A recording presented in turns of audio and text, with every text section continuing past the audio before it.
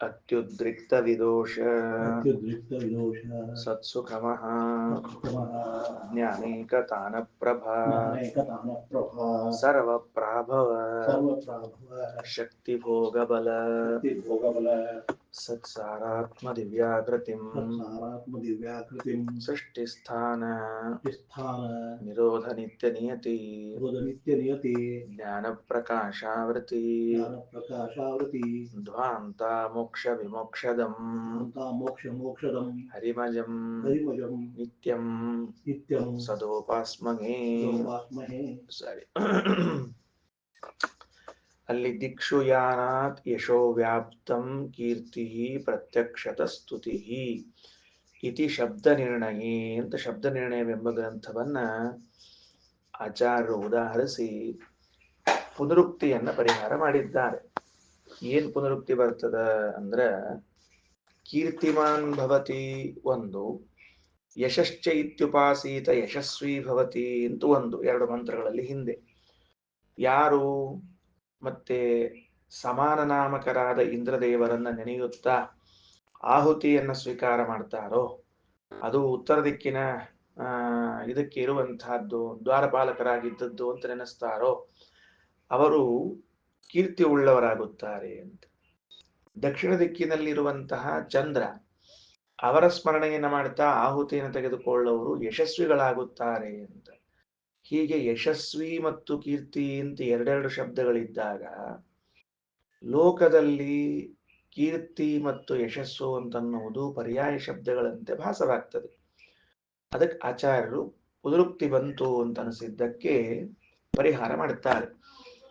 ದಿಕ್ಷು ಯಾನಾತ್ ಯಶೋ ವ್ಯಾಪ್ತಂ ಕೀರ್ತಿ ಪ್ರತ್ಯಕ್ಷತ ಸ್ತುತಿ ಅಂತ ಹೇಳಿದ್ರು. ಕೀರ್ತಿ ಅಂದ್ರೆ ಪ್ರತ್ಯಕ್ಷವಾಗಿ ಮಾಡುವ ಗುಣಗಳ ಗಾನ, ಅದಕ್ಕೆ ಕೀರ್ತಿ ಅಂತ ಕರೀಬೇಕು. ಯಶಸ್ಸು ಅಂತಂದ್ರೆ ದೇಶತಃ ಕಾಲತಃ ವ್ಯಾಪಿಸಿ ಇರುವಂತಹದ್ದನ್ನ ಯಶಸ್ಸು ಅಂತ ಕರಿಬೇಕು ಅಂತ ಹೇಳಿದ್ದಾರೆ. ನಿನ್ನೆ ಪಾಠ ಹೇಳಿದ್ದೆ ಇದಿಷ್ಟು. ಇನ್ನು ಮುಂದೆ ಮಂತ್ರದಲ್ಲಿ ಬರುವ ಕೆಲವು ಶಬ್ದಗಳ ವಿವರಣೆ. ಸರ್ವತಃ ಪೃಷ್ಟೇಶು ಅಂತಿದೆ. ಮೇಲ್ನೋಟಕ್ಕೆ ಪೃಷ್ಠ ಅಂದ್ರೆ ಹಿಂಭಾಗ ಅಂತ ಅರ್ಥ. ಕನ್ನಡದಲ್ಲಿ ಪೃಷ್ಠ ಶಬ್ದವನ್ನ ತಪ್ಪಾಗಿ ಅರ್ಥೈಸಿ ಬೇರೆ ಅರ್ಥಕ್ಕೆ ಹೋಗ್ಬಿಟ್ರದು. ಪೃಷ್ಠ ಅನ್ನೋ ಶಬ್ದಕ್ಕೆ ಹಿಂಭಾಗ ಅಂತ ಇಷ್ಟೇ ಅರ್ಥ ಹೊರತಾಗಿ ಬೇರೆ ಅರ್ಥಗಳಿಲ್ಲ. ಇರ್ಲಿ, ಪೃಷ್ಟೇಶು ಅನ್ನೋ ಶಬ್ದಕ್ಕೆ ಈ ಸಂದರ್ಭದಲ್ಲಿ ಪರಮಾತ್ಮನು ವೈಕುಂಠದಲ್ಲಿ, ಜ್ಯೋತಿರ್ನಾಮಕನಾದ ಪರಮಾತ್ಮನು ವೈಕುಂಠದಲ್ಲಿ ಇದ್ದಾನೆ ಅಂತ ಹೇಳಬೇಕಾಗಿದ್ರೆ ಎಲ್ಲರ ಹಿಂಬದಿಯಲ್ಲಿ ಇದ್ದಾನೆ ಅಂತ ಹೇಳೋದ್ರಲ್ಲಿ ಅರ್ಥ ಇಲ್ಲ. ಆ ವೈಕುಂಠ ಲೋಕವು ಎಲ್ಲಕ್ಕಿಂತ ಉತ್ತಮವಾದ ಲೋಕ, ಆ ಲೋಕದಲ್ಲಿ ಇದ್ದಾನೆ ಅಂತ ಹೇಳಬೇಕು. ಅದಕ್ಕೆ ಆಚಾರ್ಯರು ಸರ್ವತಃ ಪೃಷ್ಟೇಶು ಇಸ್ ಈಕ್ವಲ್ ಟು ಸರ್ವತಃ ಉಚ್ಚೇಶು ಅಂತ ಅರ್ಥ ಬರೀತಾರೆ. ಅದರ ಮಧ್ಯದಲ್ಲಿ ಇಸ್ ಈಕ್ವಲ್ ಟು ಹಾಕೊಳ್ಬೇಕು ನೀವೀಗ. ಸರ್ವತಃ ಪೃಷ್ಟೇಶು ಆದ ಕೂಡಲೇ ಇಸ್ ಈಕ್ವಲ್ ಟು ಹಾಕೊಂಡ್ರಿ ಅಂದ್ರೆ ಸರ್ವತಃ ಉಚ್ಚೇಶು ಅಂತ ಆಗ್ತದ. ಇಲ್ಲದ್ರೆ ಏನಾಗ್ತದ ಅಂದ್ರೆ ಹಿಂಭಾಗದಲ್ಲಿ, ಎಲ್ಲದರ ಹಿಂಭಾಗದಲ್ಲಿ ಭಗವಂತನಿದ್ದಾನೆ ಅಂತ ಏನು ಸ್ವಾರಸ್ಯ ಬರೋದಿಲ್ಲ ವ್ಯಾಖ್ಯಾನಕ್ಕೆ. ಅರ್ಥ ಆಯ್ತಾ? ಇನ್ನು ನೋಡ್ರಿ ಮುಂದೆ ಆಗ್ಲಿ ಮುಂದೆ. ಆಮೇಲೆ ಉಚ್ಚೇಶು ವೈಕುಂಠ ಕ್ಷೀರಸಾಗರ ಅನಂತಾಸನಾದಿಷು, ಎಲ್ಲಕ್ಕಿಂತ ಶ್ರೇಷ್ಠವಾದ ಲೋಕಗಳು ವೈಕುಂಠ ಲೋಕ, ಕ್ಷೀರಸಾಗರ, ಅನಂತಾಸನ ಎಂಬ ಲೋಕಗಳು. ವಿಶ್ವತಃ ಪೃಷ್ಟೇಶು ಅಂತದ ಅಲ್ಲಿ. ವಿಶ್ವತಃ ಪೃಷ್ಟೇಶು ಅಂದ್ರೆ ಬ್ರಹ್ಮಣ ಅಪಿ ಉಚ್ಚೇಶು, ಬ್ರಹ್ಮದೇವರಿಗಿಂತಲೂ ಉತ್ತಮವಾದ ಅಂತ ಅರ್ಥ. ಸರಿ ಆಯ್ತಾ? ಬ್ರಹ್ಮದೇವರಿಗಿಂತಲೂ ಉತ್ತಮವಾದ. ಯಾಕೆ ಹಂಗೆ ಹೇಳಿದಾರ? ಬ್ರಹ್ಮದೇವರು ಭಗವಂತನ ನಿವಾಸ ಸ್ಥಾನರು, ಬ್ರಹ್ಮದೇವರಲ್ಲೂ ಭಗವಂತ ವಾಸ ಮಾಡುತ್ತಾನೆ. ಹಾಗಾದ್ರೆ ಮತ್ತೆ ಲೋಕದಲ್ಲಿ ಇರೋ ಅಂದ್ರೆ ನಮಗೇನು ಅನುಭವಕ್ಕೆ ಬರ್ತಾ ಇವೆಯೋ ಭೂಹು ಭುವಃ ಸ್ವಹ ಮಹಃ ಅನ್ನುವಂತಹ ಲೋಕಗಳು, ಇದು ಎಲ್ಲಕ್ಕಿಂತಲೂ ಉತ್ತಮವಾದ ಶ್ವೇತದ್ವೀಪ ಅನಂತಾಸನ ವೈಕುಂಠಗಳಲ್ಲಿ ಅಂತ ಹೇಳಿದ್ರಿ. ಹಾಗೆಯೇ ನೀವೀಗ ವಿಶ್ವತಃ ಉಚ್ಚೇಶು ಅಂತ ಹೇಳಿದಾಗ ಮತ್ತೆ ಇನ್ನೇನು ಎಲ್ಲಕ್ಕಿಂತ ಮತ್ತೆ ಉಚ್ಚ ಅಂತ ಅರ್ಥ ಬರಬಾರದು. ಅದರಿಂದ ವಿಶ್ವ ಶಬ್ದಕ್ಕೆ ಬ್ರಹ್ಮಣ, ಚತುರ್ಮುಖ ಬ್ರಹ್ಮದೇವರಿಗಿಂತಲೂ ಉತ್ತಮವಾದ ಲೋಕಗಳಲ್ಲಿ. ಅದೇನು ವಿಚಿತ್ರ ಅಲ್ವೇನು? ಚತುರ್ಮುಖ ಬ್ರಹ್ಮದೇವರು ಚೇತನ, ಲೋಕಗಳು ಜಡ, ಇವ್ರಿಗಿಂತ ಉತ್ತಮ ಅಧ್ಯಂಗ ಅಂತ ಅನ್ಬೇಕು ಅಂದ್ರೆ ನಿನ್ನೆ ಹೇಳಿದ್ದೀನಿ ನಾನು. ಏನು? ಶ್ವೇತದ್ವೀಪ ಅನಂತಾಸನ ವೈಕುಂಠಗಳು ಮಹಾಲಕ್ಷ್ಮಿ ಸ್ವರೂಪಗಳೇ ಹೊರತಾಗಿ ಜಡವಾದ ಲೋಕಗಳಲ್ಲ ಅಂತ ಹೇಳಿದ್ದೇನೆ. ಅಂದಮೇಲೆ ಚತುರ್ಮುಖನಿಗಿಂತಲೂ ಉತ್ತಮವಾದ, ಎಲ್ಲಕ್ಕಿಂತಲೂ ಉತ್ತಮವಾದ ಲೋಕ ಶ್ವೇತದ್ವೀಪ ಅನಂತಾಸನ ವೈಕುಂಠಗಳು. ಇನ್ನು ಅನುತ್ತಮೇಶು ಅಂತದ, ಅನುತ್ತಮೇಶು ಉತ್ತಮೇಶು ಅಂತ. ಅದ ಹೆಂಗ್ರಿ ಅನುತ್ತಮೇಶು ಉತ್ತಮೇಶು ಅಂತ ಎರಡು ಹೆಂಗಂತೀರಿ ಅಂದ್ರೆ ತತ ಉತ್ತಮ ಅನ್ಯೋ ನಾಸ್ತಿ ಇತ್ಯನುತ್ತಮ. ಆ ವೈಕುಂಠಾದಿ ಲೋಕಗಳಿಗಿಂತ ಉತ್ತಮ ಲೋಕಗಳಿಲ್ಲ, ಆದ್ರಿಂದ ಅನುತ್ತಮ ಅಂತ ಕರಿಬೇಕೆ ಹೊರತಾಗಿ ಇದೇ ಅನುತ್ತಮವಾದ ಲೋಕ ಅಂತ ಅರ್ಥ ಅಲ್ಲ ಮತ್ತ. ಇನ್ನ ಅದರ ಮುಂದೆ ಏನು ಅಂತ ಕೇಳಿದ್ರೆ ಸ್ವಯಂ ಸರ್ವತಃ ಉತ್ತಮ, ಸ್ವಾಭಾವಿಕವಾಗಿ ಎಲ್ಲಕ್ಕಿಂತ ಉತ್ತಮವಾಗಿದೆ. ಇದಿಷ್ಟು ಮಂತ್ರಾರ್ಥವನ್ನ ಹೇಳಿದರು. ಆನಂದ್ ಅವ್ರೇನ್ ಬೇಕಾಗಿತ್ತು ಹೇಳ್ರಿ. ಸರ್ವತಃ ಪೃಷ್ಟೇಶು ಅಂತನ್ನುವ ಸಂದರ್ಭದಲ್ಲಿ ಪೃಷ್ಠ ಶಬ್ದಕ್ಕೆ ಸಾಮಾನ್ಯವಾಗಿ ಹಿಂಭಾಗ ಅಂತ ಇದೆ ಅರ್ಥ. ಇಲ್ಲಿ ನಾವು ಭಗವಂತನಿರುವ ಲೋಕಗಳ ಬಗ್ಗೆ ಪರಿಚಯ ಮಾಡಿಸ್ಲಿಕ್ಕೆ ಹೊರಟಿದ್ದೇವೆ. ಆ ಜ್ಯೋತಿರ್ನಾಮಕನಾದ ಭಗವಂತನು ಎಲ್ಲಿದ್ದಾನ, ಯದತಃ ಪರೋದಿವೋ ಜ್ಯೋತಿರ್ದೀಪ್ಯತೆ, ಮೊದಲನೇ ಸಾಲು ನೋಡ್ರಿ ಅಲ್ಲಿ 349ನೇ ಪುಟದಲ್ಲಿ. ಪರಹ ದಿವಹ, ದಿವಃ ಪರಹ, ದ್ಯುಲೋಕಗಳು ಅಂತ ಕರೆಸಿಕೊಳ್ಳುವುದೇನಿವೆಯೋ ಅವು ಎಲ್ಲಕ್ಕಿಂತಲೂ ಮೇಲೆ ಇರುವ ಅಂತ ಅರ್ಥ ಇದೆ. ಹೀಗಿರುವಾಗ ವಿಶ್ವತಃ ಪೃಷ್ಟೇಶು ಸರ್ವತಃ ಪೃಷ್ಟೇಶು ಅಂದ್ರೆ ಎಲ್ಲರ ಹಿಂಭಾಗದಲ್ಲಿ ಅಂತ ಅರ್ಥ ಮಾಡಿದ್ರೆ ಲೋಕಗಳು ಎಲ್ಲರ ಹಿಂಭಾಗದಲ್ಲಿ ಇರೋದು ಇಂಪಾಸಿಬಲ್. ಮತ್ತ ಎಲ್ಲರ ಮೇಲಿದೆ ಅಂತ ಮೊದಲನೇ ವಾಕ್ಯ ಇದ್ದಾಗ ಮುಂದಿನ ವಾಕ್ಯಗಳನ್ನು ನೀವೇನ್ ಅರ್ಥ ಮಾಡಬೇಕು, ಎಲ್ಲಕ್ಕಿಂತ ಮೇಲಿರುವ ಉತ್ತಮವಾದಂತೆ ಅರ್ಥ ಮಾಡಬೇಕು. ವಾಕ್ಯಗಳು ಪೂರ್ವಾಪರ ವಿರೋಧ ಕಾಣಿಸ್ತಿಗತ್ತದ. ಅದಕ್ಕೆ ವಿರೋಧ ಪರಿಹಾರ ಮಾಡ್ಲಿಕ್ಕೆ ಶ್ರೀಮದಾಚಾರ್ಯರು ಪೃಷ್ಠ ಶಬ್ದಕ್ಕೆ ಹಿಂಭಾಗ ಅಂತ ಅರ್ಥೈಸದೆ ಉತ್ತಮ ಅಂತ ಅರ್ಥೈಸಿದ್ದಾರೆ. ಯಾಕ, ಲೋಕಗಳು ನಿಮ್ಮ ಹಿಂದ್ ಬರಂಗಿಲ್ಲ, ನಿಮ್ಮ ಮೇಲ್ ಬರ್ತಾವ. ನಿಮ್ಮ ಮೇಲ್ಗಡೆಗೆ ಅಂದ್ರೆ ಭೂಲೋಕದ ಮೇಲ್ಭಾಗ ಭೂಲೋಕ, ಭೂಲೋಕದ ಮೇಲ್ಭಾಗ ಸ್ವರ್ಗಲೋಕ, ಹಿಂಗ ಮೇಲ್ಮೇಲ್ ಹೋದಂತೆ ನಮಗೆ ಶ್ವೇತದ್ವೀಪ ಅನಂತಾಸನ ವೈಕುಂಠಗಳು ಸಿಗುತ್ತಾ ಹೋಗ್ತದೆ. ಅಂದಮೇಲೆ ಉತ್ತಮ ಅಂತ ಅನಬೇಕೆ ಹೊರತಾಗಿ ಹಿಂದೆ ಅಂತ ಅರ್ಥ ಇರಬಾರದು. ಅದರ ಸಲುವಾಗಿ ಆ ವ್ಯವಸ್ಥೆಯನ್ನು ಮಾಡಲಿಕ್ಕಿದ್ದಾರೆ. ವಾಕ್ಯದಲ್ಲಿ ಬರುವ ಪೂರ್ವಾಪರ ವಿರೋಧವನ್ನ ಪರಿಹರಿಸಿದ್ರೆ ಮಾತ್ರ ಈ ವಾಕ್ಯಕ್ಕೆ ಅರ್ಥ ಬರ್ತದೆ. ಅದಕ್ಕಾಗಿ ಹಾಗರ್ಥ ಮಾಡಿದ್ದಾರೆ. ಸರಿ, ತಳಗಡೆಗೆ ಭಾಷ್ಯ. ಇನ್ನ ವಾಕ್ಯ ನೋಡ್ರಿ, ಭಾಷ್ಯ ನೋಡ್ರಿ. ಪೃಥ್ವಿ ಇಸ್ತೇಷು ಸರ್ವೋಚ್ಚ ಲೋಕೋನಂತಾಸನಾತ್ಮಕ. ಹೌದು, ಎಲ್ಲಾ ಉತ್ತಮ ಲೋಕ ಅಂತೀರಿ. ಅವು ಇದು ಅನಂತಾಸನ ಅಂತ ಅನ್ನೋದು ಉತ್ತಮ ಹೆಂಗಾಗ್ಬೇಕು, ಅದ್ರ ಮೇಲೆ ಇನ್ನು ಲೋಕಗಳವ ಅಲ್ಲ ಅಂತಂದ್ರೆ ಸ್ವರ್ಗದ ಇನ್ನು ಭೂಲೋಕ ಅದ ಮಹರ್ಲೋಕ ಜನೋಲೋಕಗಳವ. ಮತ್ತೆ ಹೆಂಗಂತೀರಿ ಅಂದ್ರೆ ಪೃಥ್ವೀಸ್ತೇಷು ಸರ್ವೋಚ್ಚ ಲೋಕೋ ಅನಂತಾಸನಾತ್ಮಕ. ಪೃಥ್ವಿಯಲ್ಲಿ ಇರುವ ಸ್ವಲ್ಪ ಮೇಲ್ಭಾಗದಲ್ಲಿರುವಂತಹ ಲೋಕ ಅನಂತಾಸನಾತ್ಮಕ, ಅನಂತಾಸನ ರೂಪವಾದದ್ದಾದ್ದರಿಂದ ಅದನ್ನು ಸರ್ವೋಚ್ಚ ಅಂತ ಕರೀತೇವೆ. ಅಂದ್ರೆ ಪೃಥ್ವಿಯಲ್ಲಿರುವಂತಹ ಪದಾರ್ಥಗಳೇನಿವೆಯೋ ಅವುಗಳಲ್ಲಿ ಎಲ್ಲಕ್ಕಿಂತ ಉತ್ತಮವಾದದ್ದು ಯಾವುದು ಅಂದ್ರೆ ಅನಂತಾಸನ. ಇನ್ನ ಅಂತರಿಕ್ಷಾತ್ಮಕೇಭ್ಯಶ್ಚ ಶ್ವೇತದ್ವೀಪೇ ಸ್ಥಿತೋ ಹರಿಹಿ. ಅಂತರಿಕ್ಷದಲ್ಲಿರುವಂತಹ ಉತ್ತಮ ಪದಾರ್ಥಗಳಿಗಿಂತಲೂ ಉತ್ತಮವಾದದ್ದು ಯಾವುದು? ಶ್ವೇತದ್ವೀಪ. ದ್ವ್ಯಾತ್ಮಕೇಭ್ಯಶ್ಚ ಸರ್ವೇಭ್ಯೋ ವೈಕುಂಠಶ್ಚೋಚ್ಯತೆ, ವೈಕುಂಠಶ್ಚ ಉಚ್ಯತೆ. ಇನ್ನು ವೈಕುಂಠ ಏನ್ ಹೇಳಬೇಕು ಅಂತಂದ್ರೆ ದ್ಯೂ ಅಂತ ಕರೆಸಿಕೊಳ್ಳುವಂತಹ ಲೋಕಗಳೇನಿವೆಯೋ ಅವುಗಳಲ್ಲಿ ಉತ್ತಮವಾದದ್ದು. ಹೀಗೆ ಒಟ್ಟಿನಲ್ಲಿ ಈ ಮೂರೂ ಲೋಕಗಳು ಅವುಗಳ ಸ್ಥಾನದಲ್ಲಿದ್ರೂ ಕೂಡ ಉತ್ತಮ ಅಂತ ಕರೆಸಿಕೊಳ್ಳುತ್ತದೆ. ಕಲ್ಪನಾ ಬಂತ ಹೇಳಿದ್ದೇನೆ ಅಂತ ಹೇಳಿ. ಈಗ ಶ್ವೇತದ್ವೀಪ ಅನಂತಾಸನ ವೈಕುಂಠಗಳು ಮೂರೂ ಲೋಕಗಳು ಉತ್ತಮ ಅಂತ ಹೇಳಿದ್ರಿ. ನೋಡಿದರೆ ಅವು ಉತ್ತಮ ಲೋಕ ಆಗಬೇಕಾದ್ರೆ ಉತ್ತಮತ್ವವನ್ನು ಹೇಳಬೇಕಾದ್ರೆ ಹೆಂಗ್ ಹೇಳ್ಬೇಕು ಅಂದ್ರೆ ಸರ್ವತಃ ಉತ್ತಮತ್ವವನ್ನು ಹೇಳಬೇಕು ಅಂತ ಹೊರಟ್ರೆ ಇನ್ನೂ ಮೇಲೆ ಮೇಲೆ ಲೋಕಗಳವ. ಉದಾಹರಣೆಗೆ ಅನಂತಾಸನ ಆದ ಮೇಲೆ ಸ್ವರ್ಗ ಬರ್ತದೆ, ಆದ ಮೇಲೆ ಜನೋಲೋಕ, ತಪೋಲೋಕ, ಮಹರ್ಲೋಕಗಳು, ಸತ್ಯಲೋಕಗಳು ಬರ್ತದೆ. ಬಟ್ ಅಂದ್ಮೇಲೆ ಇದು ಉತ್ತಮ ಅಂತ ಹೆಂಗಂತೀರಿ ಅಂದ್ರೆ ನಾವು ಹೆಂಗ್ ಹೇಳಿಕತ್ತೀವಿ ಅಂದ್ರೆ ಅನಂತಾಸನ ಅಂತನ್ನುವುದು ಉತ್ತಮ ಲೋಕ. ಯಾವ ಅಭಿಪ್ರಾಯದಲ್ಲಿ ಪೃಥ್ವಿಯಲ್ಲಿ ಯಾವ ಯಾವ ಲೋಕಗಳು ವಸ್ತುಗಳು ಅಂತಿವೆಯೋ, ಏನೇನ್ ಡಿಪಾರ್ಟ್ಮೆಂಟ್ಗಳನ್ನು ಹೇಳ್ತೀವೋ ಅದು ಎಲ್ಲಕ್ಕಿಂತಲೂ ಉತ್ತಮ ಅನಂತಾಸನ. ಶ್ವೇತದ್ವೀಪವನ್ನು ಎಲ್ಲಿ ಹೇಳ್ತೀವಿ ಅಂತ ಕೇಳಿದ್ರೆ ಅಂತರಿಕ್ಷ ಅಂತ ಕರೆಸಿಕೊಳ್ಳುವುದೇನಿದೆಯಲ್ಲ, ಅಂತರಿಕ್ಷ ಅಂದ್ರೆ ಏನು? ಅಂತಹ ರಕ್ಷಾಣಿ, ನಕ್ಷತ್ರಗಳು ಗ್ರಹಗಳು ತಿರುಗುವಂತಹ ಏನೇನು ಸ್ಥಳಗಳಿದೆಯೋ ಆ ಭಾಗ, ಅದರಲ್ಲಿ ಉತ್ತಮವಾದ ವಸ್ತುಗಳು ಅಂತ ಹೇಳೋದು ಅದಕ್ಕಿಂತ ಉತ್ತಮವಾಗಿದೆ ಶ್ವೇತದ್ವೀಪ. ವೈಕುಂಠ ದ್ಯೂ ಅಂತ ಕರೆಸಿಕೊಳ್ಳುವ ಮಹಾರ್ಲೋಕ, ಜನೋಲೋಕ, ತಪೋಲೋಕ, ಸತ್ಯಲೋಕಗಳು, ಸ್ವರ್ಗದಿಂದ ಪ್ರಾರಂಭ ಮಾಡ್ಕೊಂಡು ಸತ್ಯಲೋಕ, ಆ ಸತ್ಯಲೋಕಕ್ಕಿಂತಲೂ ಉತ್ತಮವಾಗಿದೆ. ಸೊ ಶ್ವೇತದ್ವೀಪವೂ ಉತ್ತಮ, ಅನಂತಾಸನವೂ ಉತ್ತಮ, ವೈಕುಂಠವೂ ಉತ್ತಮ, ಈ ಅಭಿಪ್ರಾಯದಲ್ಲಿ ಹೇಳಲಾಗಿದೆ. ಪೃಥಿವ್ಯಾಂ ದ್ಯೌರ್ಮಹಾಮೇರು ಆಕಾಶೇ ಸೂರ್ಯಮಂಡಲೇ ದಿವೀಂದ್ರ ಸದನಂ ಚೈವ ತತ್ಪರೇ ತು ದಿವಃ ಪರೇ. ಬಹಳ ಚಂದ ಮಾತು. ಅಲ್ರಿ ಮತ್ತ ದಿವಃ ಪರಹ ಅಂತ ಅಲ್ಲಿಗತಿರಲ್ಲ ಅಂದ್ರೆ ಪೃಥಿವ್ಯಾಂ ದ್ಯೌಹು ಮಹಾಮೇರು. ಪೃಥಿವಿಯಲ್ಲಿ ದ್ಯೂ ಅಂತ ಯಾವ್ದು ಕರೆಸಿಕೊಳ್ಳುತ್ತದೆ ಅಂದ್ರೆ ಮಹಾಮೇರು ಪರ್ವತವನ್ನೇ ದ್ಯೂ ಅಂತ ಕರೆಸಿಕೊಳ್ಳುತ್ತೀವಿ. ಅದರ ಮೇಲೆ ಅನಂತಾಸನ ಇದ್ರಿಂದ ದಿವಃ ಪರಹ ಅಂತ ಸರಿ ಹೋಗ್ತದೆ. ಏನ್ ಬರ್ಕೋಬೇಕು ನಾವೀಗ ಅರ್ಥವನ್ನ? ದಿವಃ ಪರಹ ಅಂತ ಬರೆದುಕೊಂಡು ಅದರ ಎದುರುಗಡೆಗೆ ದಿವಃ ಪರಹ ಅಂತ ಬರೆದುಕೊಂಡು ಅದರ ಮುಂದುಗಡೆಗೆ ದ್ಯುಲೋಕಕ್ಕಿಂತಲೂ ಶ್ರೇಷ್ಠವಾಗಿದೆ.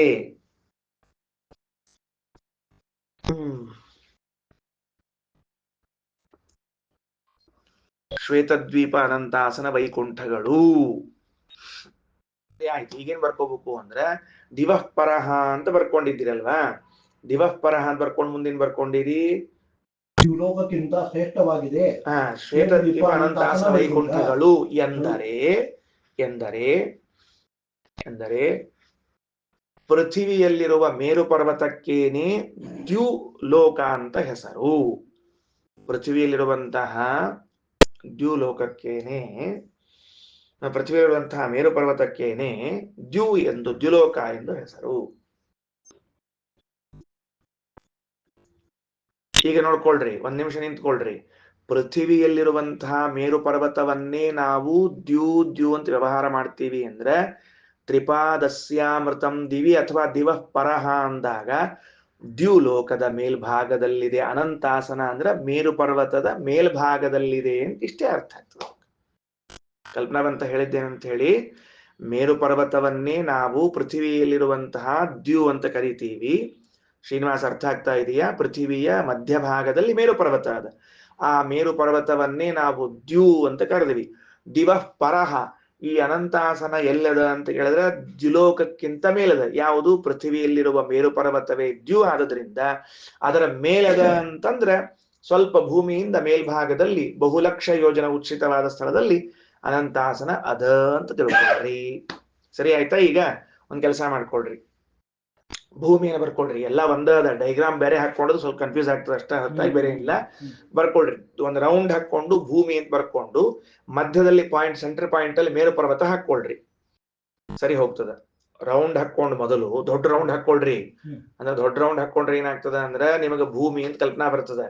ಅದರ ಮಧ್ಯದಲ್ಲಿ ಉಲ್ಟಾ ಟ್ರ್ಯಾಂಗಲ್ ಹಾಕೊಳ್ರಿ. ಉಲ್ಟಾ ಟ್ರ್ಯಾಂಗಲ್ ಹಾಕೊಂಡು ಮೇರು ಪರ್ವತ ಅಂತ ಬರ್ಕೊಳ್ರಿ.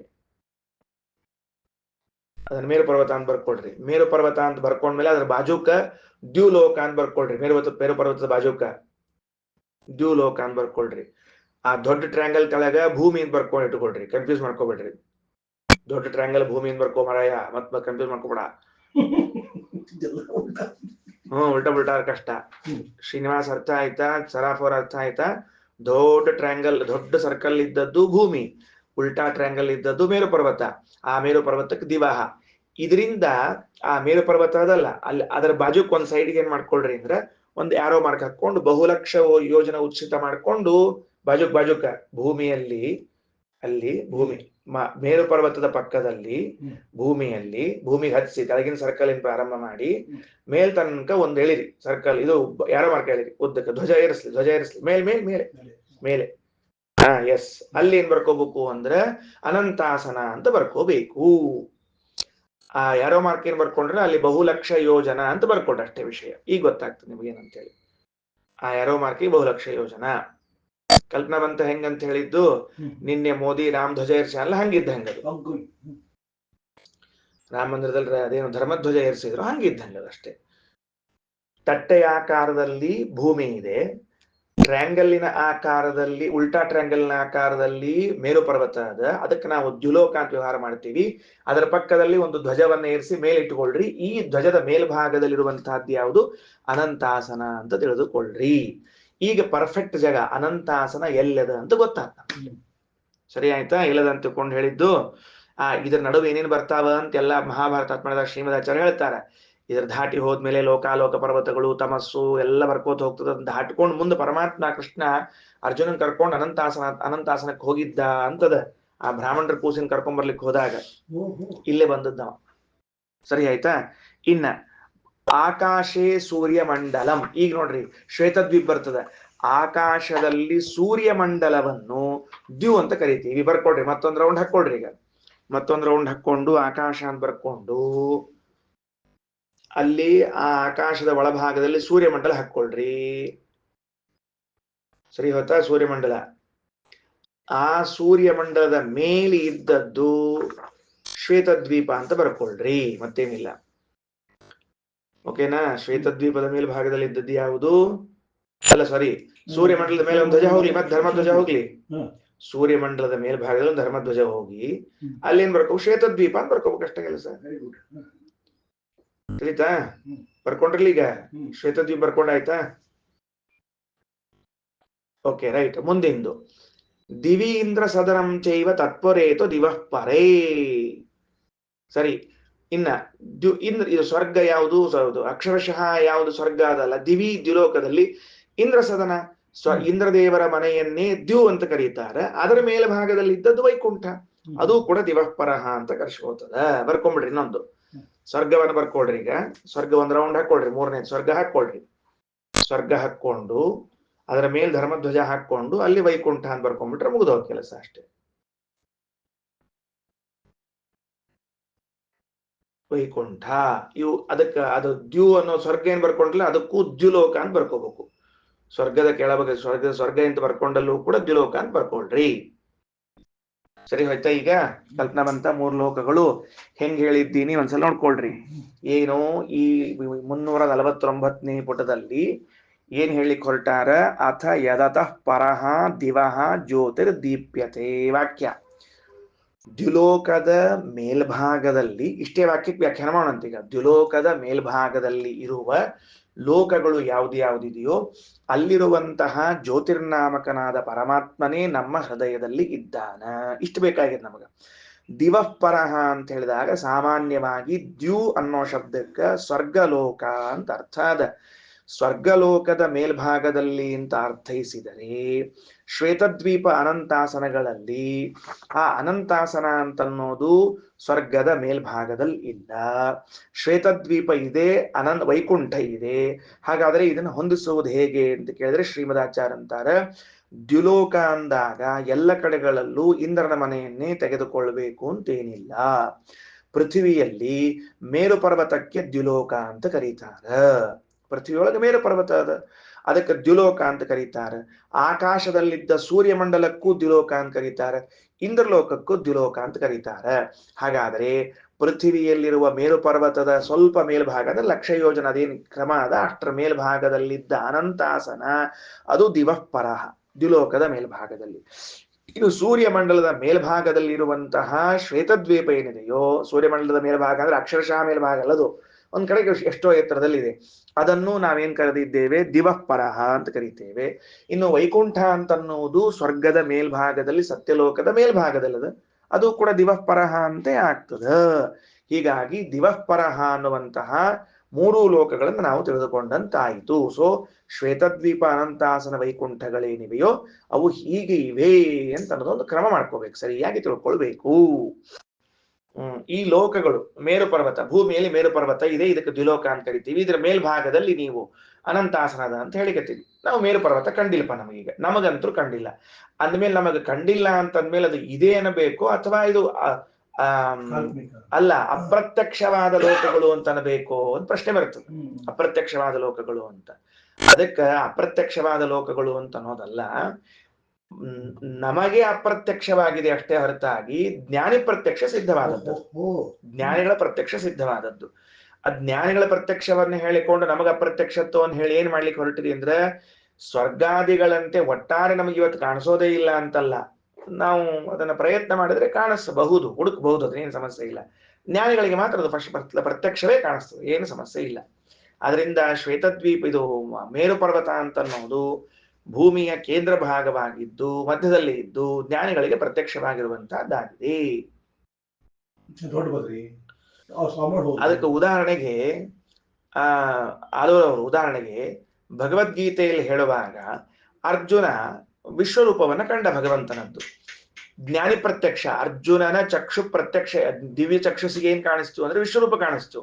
ಅಂದಮೇಲೆ ಜ್ಞಾನಿಗಳ ಪ್ರತ್ಯಕ್ಷಕ್ಕೆ ಭಗವಂತನ ವಿಶ್ವರೂಪ ಹೆಂಗ ಕಾಣಿಸ್ತದೋ ಹಂಗ ಮೇರು ಪರ್ವತಾದಿಗಳು ಕೂಡ ಜ್ಞಾನಿ ಪ್ರತ್ಯಕ್ಷ ಗಮ್ಯವಾಗಿದಾದ್ರಿಂದ ಅದನ್ನ ನಾವು ಇಲ್ಲವೇ ಇಲ್ಲ ಅಂತ ಅನ್ನೋದು ಮಾಡಲೇಬಾರದು.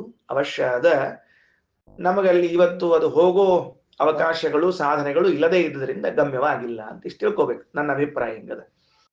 ಹೇಳ್ತೀನಿ ಕೇಳ್ರಿ. ಮೇರು ಪರ್ವತ ಯಾಕೆ ಕಾಣಿಸುವುದಿಲ್ಲ ಎಂಬುದಕ್ಕೆ ಕಾರಣ ಹೇಳ್ತೀನಿ. ಅದರ ಎಲ್ಲಾ ಭಾಗದಲ್ಲೂ ಕೂಡ ದೇವತೆಗಳ ಮನೆಗಳು ಪ್ರತ್ಯಕ್ಷವಾಗಿ ಇದೆ. ಈ ಇಲ್ಲೇ ಮುಂದಿನ ವಾಕ್ಯದಾಗ ಬರ್ತದೆ. ಈಗ ಒಂದೇ ಒಂದು ವಾಕ್ಯ ಟಕ್ಕಂತ ಬರ್ತದೆ, ಇಲ್ಲಿ ಮುಂದೆ ಬರ್ತದೆ. ಅದನ್ನ ಹೇಳ್ದ ನಿಮ್ಗೆ ಸ್ಪಷ್ಟ ಆಗ್ತದ. ನೋಡಂತ ಒಂದ್ಸಲ ಹೇಳ್ತೀನಿ ನಿಮಗೆ.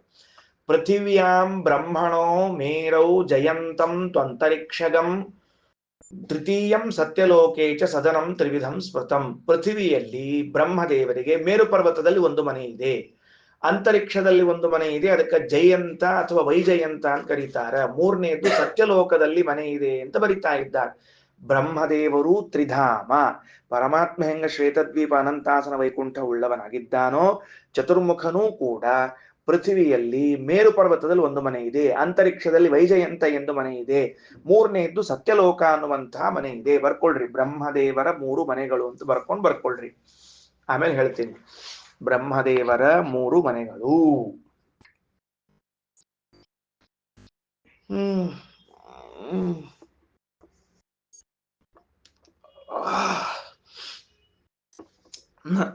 ಬರ್ಕೊಂಡ್ರ ಬ್ರಹ್ಮದೇವರ 3 ಮನೆಗಳು ಅಂತ ಹೇಳಿ. ಪೃಥ್ವಿಯಲ್ಲಿ ಮೇರು ಪರ್ವತದಲ್ಲಿ, ಪೃಥ್ವಿಯಲ್ಲಿ ಮೇರು ಪರ್ವತವೇ ಅವರ ಮನೆ. ಪೃಥ್ವಿಯಲ್ಲಿ ಮೇರು ಪರ್ವತವೇ ಅವರ ಮನೆ. ಅದಾದ ಮೇಲೆ ಅಂತರಿಕ್ಷದಲ್ಲಿ ವೈಜಯಂತ ಅಥವಾ ಜಯಂತ 2 ಹೆಸರದ.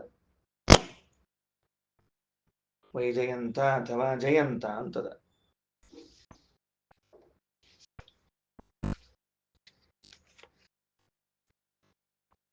ಮೂರನೆಯದ್ದು ಸತ್ಯಲೋಕ ಅಂತ ಅವನ ಹೆಸರು.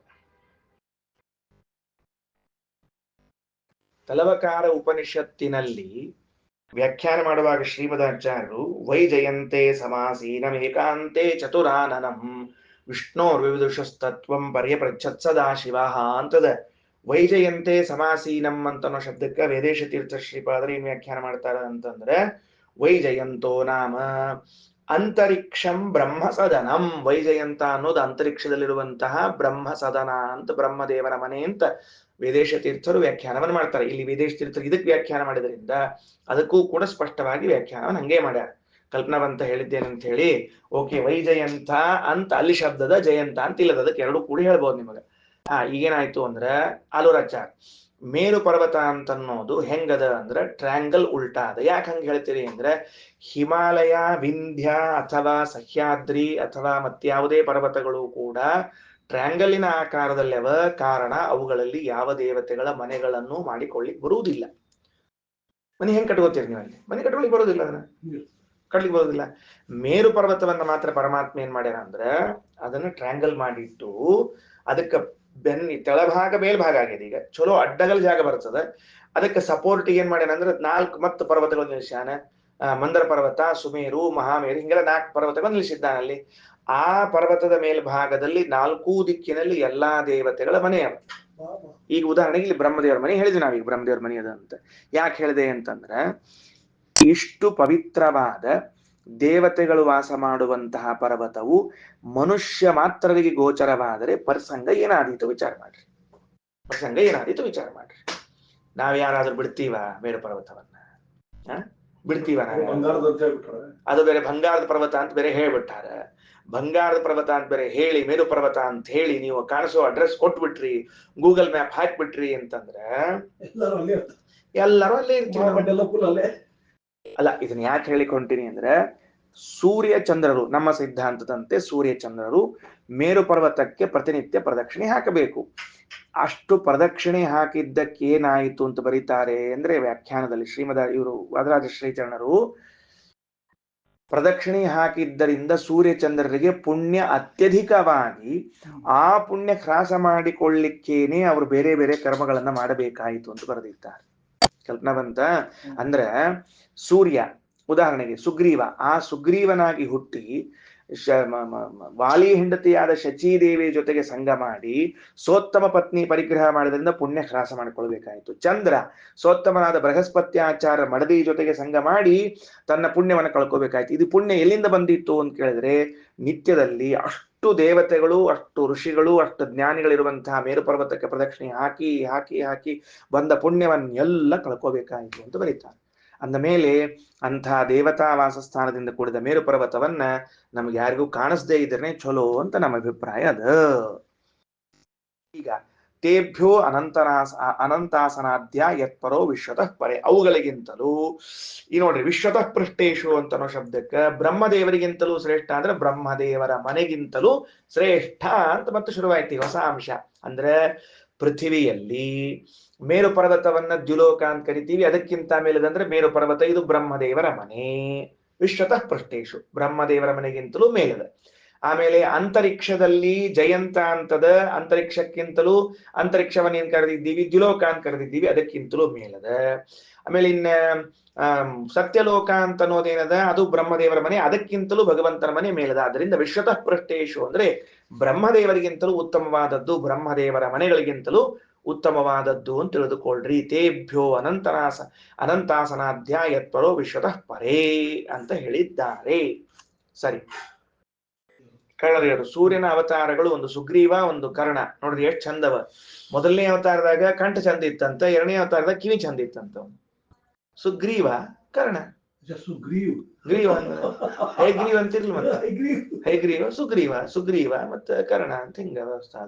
ಒಮ್ಮೆ ಕಂಠ ಚಂದದ, ಒಮ್ಮೆ ಕಿವಿ ಚಂದದ. ಕುದುರೆ ಅಂತೆ ಕಂಠ ಇದ್ದದ್ದು, ಕುದುರೆ ಅಂತೆ ಕಂಠ ಇದ್ದದ್ದು. ಹಂಗ ಹಂಗ ಆಯ್ತು. ಹಿಂದಿನ ಪುಟದಲ್ಲಿ ಹೇಳುವಾಗ ವಾಯುದೇವರು ನಮ್ಮ ದೇಹದಲ್ಲಿ ಇದ್ದುಕೊಂಡು ಆ ಭಗವಂತನ ಸ್ತೋತ್ರವನ್ನ ಮಾಡ್ತಿರ್ತಾರ ಅಂತ ಹೇಳಿದ್ವಿ. ಆ ಸ್ತೋತ್ರವನ್ನ ಮಾಡ್ತಿರ್ತಾರ ಅನ್ನೋದು ಹೆಂಗ ಕೇಳಿಸ್ತದ, ಕಿವಿ ಮುಚ್ಚಿಕೊಂಡಾಗ ಒಂದು ಶಬ್ದ ಕೇಳಿಸ್ತದ ಅಂತ ಹೇಳಿತ್ತು.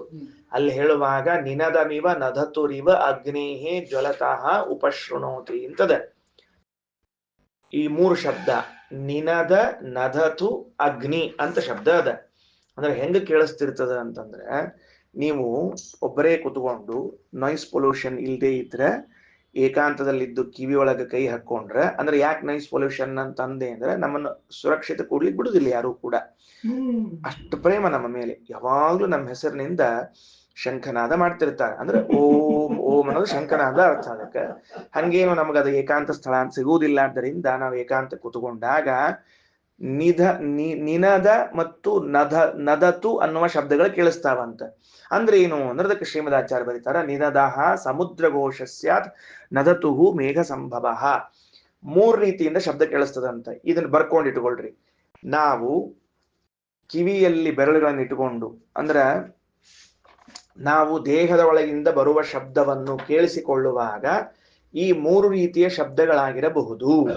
ಎರಡೂ ಕಿವಿಗಳಲ್ಲಿ ನಿಮ್ಗೆ ಹೆಂಗ್ ತಿಳ್ತ ಹಂಗ್ ಬರ್ಕೊಳ್ರಿ. ಈಗ ಎರಡೂ ಕಿವಿಗಳಲ್ಲಿ ಬೆರಳು ಹಾಕೊಂಡು ಶಾಂತ ದೇಹದಿಂದ ಬರುವ, ದೇಹದ ಒಳಭಾಗದಲ್ಲಿ ಕೇಳಿಸುವ ಶಬ್ದಗಳು ಹೇಗಿರ್ತದೆ ಅಂತಂದ್ರೆ, ಒಂದು ಸಮುದ್ರದ ಘೋಷದಂತೆ ಬರ್ಕೊಳ್ರಿ. ಸಮುದ್ರದ ಘೋಷ, ಸಮುದ್ರದ ಘೋಷ ಅಂದ್ರೆ ಏನು, ಭೋರ್ಗರಿತ ಸಮುದ್ರ ರಪ್ ರಪ್ ಅಂತಿರ್ತದೆ, ಹಂಗ ಕೇಳಿಸ್ತಿರ್ತದೆ. ಇಲ್ಲ ಅಂದ್ರ ಮೋಡದ ಗುಡುಗಿನಂತೆ ಹಂಗ ಕೇಳಿಸ್ತದ. ಮೂರನೇದ್ದು ಅಗ್ನಿ ಚಟ ಚಟ ಚಟ ಅಂತಿರ್ತಲ್ಲ, ಹಂಗ ಕೇಳಿಸ್ತದ. ಮೋಡದ ಗುಡುಗಿನಂತೆ, ಮೂರನೇದ್ದು ಅಗ್ನಿಯ ಚಟ ಚಟ ಶಬ್ದದಂತೆ. ಬೆಂಕಿ ಹತ್ತದಂತ ಗೊತ್ತಾಗ್ತ ನೋಡ್ರಿ, ಹಂಗ ಚಟ ಚಟ ಚಟ ಚಟ ಅಂತ ಕೇಳಿಸ್ತಿರ್ತದ.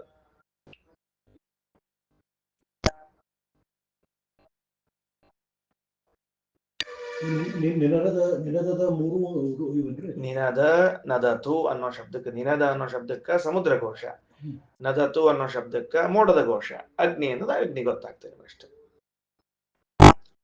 ಸರಿ ಆಯ್ತಾ? ಮೂರ್ ಕೆಲಸ ಮುಗಿಯಿತು.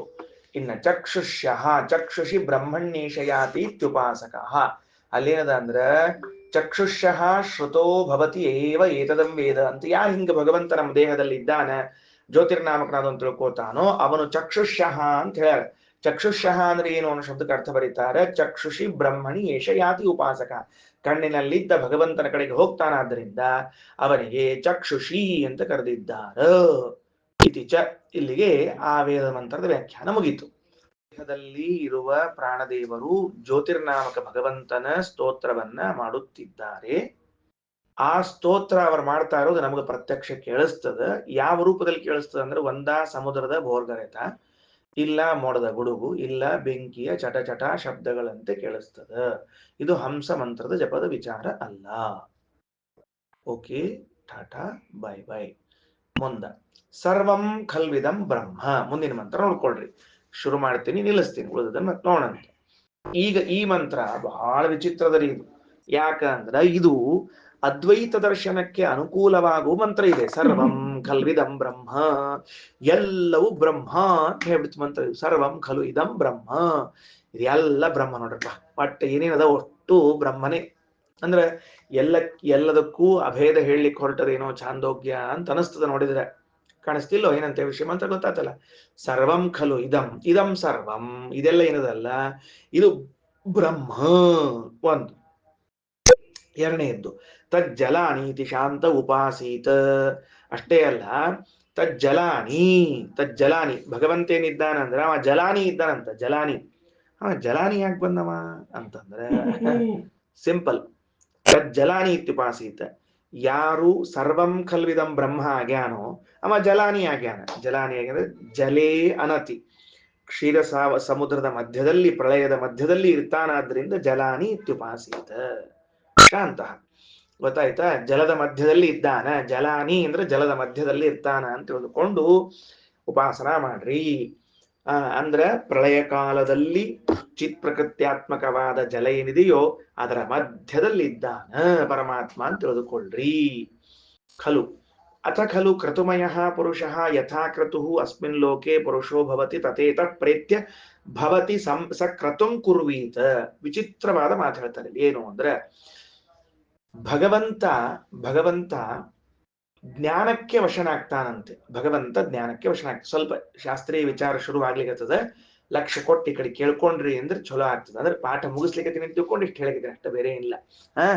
ಅವ ಜ್ಞಾನಕ್ಕೆ ವಶನಾಗ್ತಾನೆ. ಅಲ್ರಿ ಭಕ್ತಿಗೆ ವಶನಾಗ್ತಾನ ಅಂತ ಪಾಠ ಹಿಡಿದ್ರಿ ಇಷ್ಟು ದಿವಸ, ಈಗ ಒಮ್ಮಿಂದೊಮ್ಮೆ ಜ್ಞಾನಕ್ಕೆ ವಶನಾಗ್ತಾನ ಅಂತಿರಲ್ಲ. ಚೇಂಜ್ ಮಾಡ್ತಿರ್ತಿರೋ ಹೆಂಗ್ ಕಥೆ ನೀವು? ಹಿಂದಿನ ಪೇಜ್ ತೆಗೆದಾಗ ಜ್ಞಾನಕ್ಕೆ ವಶ ಅನ್ನೋದು, ಮುಂದಿನ ಪೇಜ್ ತೆಗೆದಾಗ ಭಕ್ತಿಗೆ ವಶ ಅನ್ನೋದು, ಅದರ ಮುಂದಿನ ಪೇಜ್ ತೆಗೆದ ಹೊತ್ತಿನೊಳಗೆ ಮತ್ತೆ ಇನ್ನೊಂದಕ್ಕೇನೋ ವಶ, ವೈರಾಗ್ಯಕ್ಕೆ ವಶನಾಗ್ತಾರ. ಏನಿಂದ ಹೊಟ್ಟೆ ತೆಕ್ಕೋದ್ ಕೊಡ್ತಿರ್ತೀರಿ ನೀವು ಅಂದ್ರೆ ಅದಕ್ಕೆ ಶ್ರೀಮದಾಚಾರ್ಯ ಹೇಳ್ತಾರ ಜ್ಞಾನಸ್ಯ ಭಕ್ತಿ ಭಾಗತ್ವಾತ್. ಜ್ಞಾನಕ್ಕೆ ಇಲ್ಲಿಲ್ಲ, ಬೇರೆ ಹೇಳ್ಯಾರ. ಜ್ಞಾನಕ್ಕೆ ಭಗವಂತ ವಶನಾಗ್ತಾನೆ ಅಂದ್ರೂ ಭಕ್ತಿಗೆ ವಶನಾಗ್ತಾನೆ ಅಂದ್ರು ಒಂದೇ ಅರ್ಥ. ಯಾಕಂದ್ರೆ ಜ್ಞಾನ ಮತ್ತು ಪ್ರೇಮಗಳ ಸಮ್ಮಿಶ್ರಣವೇ ಭಕ್ತಿ, ಬೇರೆ ಏನಿಲ್ಲ. ಸಮ್ಮೇಳನವೇ ಭಕ್ತಿ. ಮಾಹಾತ್ಮ್ಯ ಜ್ಞಾನ, ಸುದೃಢ ಸ್ನೇಹ, ಇವುಗಳನ್ನೇ ಭಕ್ತಿ ಅಂತ ಕರೀತಾರೆ. ಆದ್ದರಿಂದ ಭಕ್ತಿಯ ಒಂದು ಭಾಗವಾದದ್ದರಿಂದ ಜ್ಞಾನಕ್ಕೆ ವಶನಾಗುತ್ತಾನೆ. ಪ್ರೇಮಕ್ಕೆ ಹೆಂಗ್ ವಶನಾಗ್ತಾನೋ ಭಗವಂತ, ಹಂಗ ಜ್ಞಾನಕ್ಕೂ ವಶನಾಗ್ತಾನ. ಆದರೆ ಕ್ರತುಮಯ ಒಂದು ಅದ್ಭುತ ಮಾತು ಹೇಳ್ತಾರ. ಏನು ಅಂದ್ರೆ ಯಾರಿಗೆ ನಿಶ್ಚಿತವಾದ ಜ್ಞಾನ ಇದೆಯೋ ಭಗವಂತ ಅವನಿಗೆ ವಶನಾಗ್ತಾನೆ. ಟುಡೇಸ್ ಕ್ಲಾಸ್ ಏನು ಅಂದ್ರೆ ನನಗೆ ಸಂಶಯ ಎಷ್ಟು ಸರ್ತಿ ಶಾಸ್ತ್ರ ಓದಿದ್ರು ಮತ್ತದನ್ನ ಪ್ರಶ್ನೆ ಕೇಳ್ತಿರ್ತೀವಿ, ಅದೇ ಸಂಶಯ ಮಾಡ್ಕೋತಿರ್ತೀವಿ. ಹಿಂಗ್ಯಾಕೆ ಆಗ್ತದೆ ಅಂದ್ರೆ ಇಂಥ ಜ್ಞಾನ ಇದ್ರೆ ನಿನಗೆ ದೇವರ ವಶ ಆಗೋದಿಲ್ಲ. ದೃಢವಾದ ಜ್ಞಾನ, ಗಟ್ಟಿ ಜ್ಞಾನ, ವಿಷ್ಣು ಸರ್ವೋತ್ತಮತ್ವ ಜ್ಞಾನ ಗಟ್ಟಿ ಮುಗಿದು ಹೋತು. ಅದು ನಿಶ್ಚಿತವಾಗಿತ್ತು ಅಂತಂದ್ರೆ ಅಂತಹ ನಿಶ್ಚಿತವಾದ ಜ್ಞಾನವುಳ್ಳ ಪುರುಷನಿಗೆ, ವ್ಯಕ್ತಿಗೆ ಭಗವಂತನು ವಶನಾಗುತ್ತಾನೆ ಅಂತ ಹೇಳಿ ಹೊರಟಾರಿಲ್ಲಿ. ಅಂದ್ರೆ ಜ್ಞಾನದಿಂದ ಭಗವಂತನ ವಶಪಡಿಸಿಕೊಳ್ರಿ, ಜ್ಞಾನದಿಂದ ಭಗವಂತನ ವಶಪಡಿಸಿಕೊಳ್ರಿ. ಅದು ಒಂದು ಚಾನ್ಸ್ ಸಿಕ್ತು ನಮ್ಗೀಗ. ಏನು ಅಂದ್ರೆ ಪ್ರೇಮ ಮಾಡ್ಲಿಕ್ಕೆ ಆಗ್ಲಿಲ್ಲ ಅಷ್ಟ ಪರಿಯಿಂದ ಅಂದ್ರೆ, ಯಾಕಂದ್ರೆ ನಾ ಪ್ರೇಮ ಮಾಡೋದು ಯಾವಾಗ್ಲೂ ನನ್ನ ಹೆಂಡತಿಯನ್ನ, ನನ್ನ ಮಕ್ಕಳನ್ನ. ಅಂದ್ರೆ ನನ್ನ ಹೆಂಡತಿ ನನ್ನ ಮಕ್ಕಳು ಅಂತ ಇಷ್ಟ ವಿಶೇಷಗಳನ್ನು ಕೊಟ್ಟಿರ್ತೀವಿ. ನನ್ನ ಹೆಂಡತಿ ನನ್ನ ಮಕ್ಕಳು ನಾವು ಬಹಳ ಪ್ರೇಮ ಮಾಡ್ತೀನಿ ಅಂತಂದ್ರೆ ಅಲ್ಲಿ ಪ್ರೇಮ ನನ್ಗೆ ಅನುಕೂಲ ಆಗ್ತಿರ್ತದೆ. ಆದ್ರೆ ಜ್ಞಾನ ಮಾಡ್ಕೊಳ್ಳೋ ಕಾಲಕ್ಕೆ ಬೇಕಾದಷ್ಟು ಜ್ಞಾನ ಮಾಡ್ಕೋಬಹುದು. ಪ್ರೇಮ ಮಾಡೋ ಕಾಲಕ್ಕೆ ಸ್ವಲ್ಪ ಕಷ್ಟ ಆಗ್ತಿರ್ತದೆ. ದೇವರಲ್ಲಿ ಅಷ್ಟು ಪ್ರೇಮ ಮಾಡ್ಲಿಕ್ಕೆ ಆಗ್ತಿರಂಗಿಲ್ಲ. ಅದಕ್ಕೆ ಏನು ಉಪಾಯ ಕೊಡ್ತು ಶಾಸ್ತ್ರ ಅಂದ್ರೆ ಕ್ರತುಮಯ, ಅವ ಜ್ಞಾನಕ್ಕೂ ವಶನಾಗ್ತಾನ. ಆದ್ರೆ ಜ್ಞಾನ ಎಂಥದ್ದಿರ್ಬೇಕು ಅಂದ್ರೆ ಶೋರ್ 100% ಜ್ಞಾನ ಇತ್ತು ಅಂದ್ರೆ ಆ ಜ್ಞಾನಕ್ಕೂ ಭಗವಂತ ವಶನಾಗ್ತಾನ. 24 ಕ್ಯಾರೆಟ್ ಜ್ಞಾನ ಇರಬೇಕು ಭಗವಂತನದ ಜ್ಞಾನ ಅನ್ನೋದು. ಅದಕ್ಕೆ ಹೇಳಿದ್ರು ಕ್ರತುಮಯ ಪುರುಷ ಅಂತ ಹೇಳಿದ್ದಾರೆ. ಶ್ರೀಕೃಷ್ಣಾರ್ಪಣಮಸ್ತು.